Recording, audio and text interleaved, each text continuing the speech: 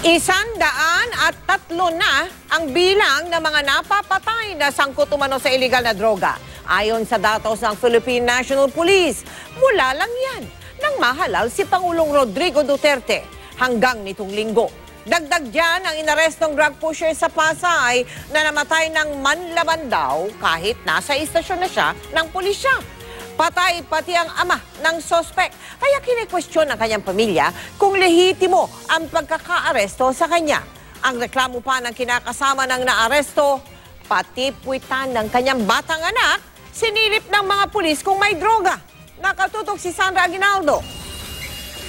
Kuha ito ni JP Bertes, isang hinihinalang pusher, matapos siyang arestuhin ng mga otoridad sa kanilang bahay sa Barangay 72, Pasay City. Dahil ayaw umano siyang hiwalayan ng kanyang amang si Renato, kasama na rin itong nakulong. Pero pasado 2:00 ng hapon, pareho ng patay ang dalawa sa loob mismo ng opisina ng Station Anti-Illegal Drugs o SAID Office. Nang agaw ng baril doon sa tao ko, nung tinatanggalan ng samposa, sa sobrang laki niya at litong tao ko, napilitang lumaban yung mga tao ko.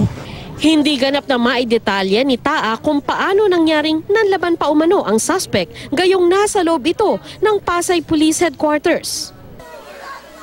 Napasugod naman ang pamilya ng mag-ama, pati ng live-in partner ni JP na si Hara. Maraming katanungan ng pamilya.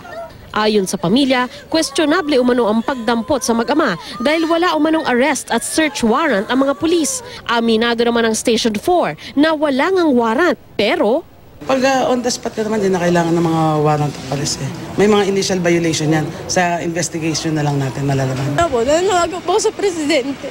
Yung mga pulis na inaano niyo po, hindi po makatarungan yung ginagawa po sa asawa ko.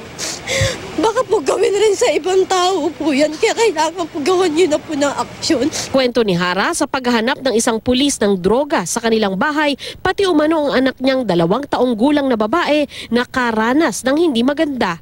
Ginawa po ng isang pulis. Likod mo lang. Ginanyan po niya. Ginanyan niya. Inanyampet ng anak ko. Sabi niya, nandyan, tinatago mo. Itinanggi naman ito ng pulisya.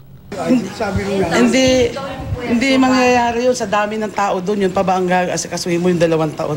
Siyempre allegation na lang. 2 musmos na anak ang naiwan ng suspect. Pangatlo ang nasa tiyan ng kanyang asawang buntis.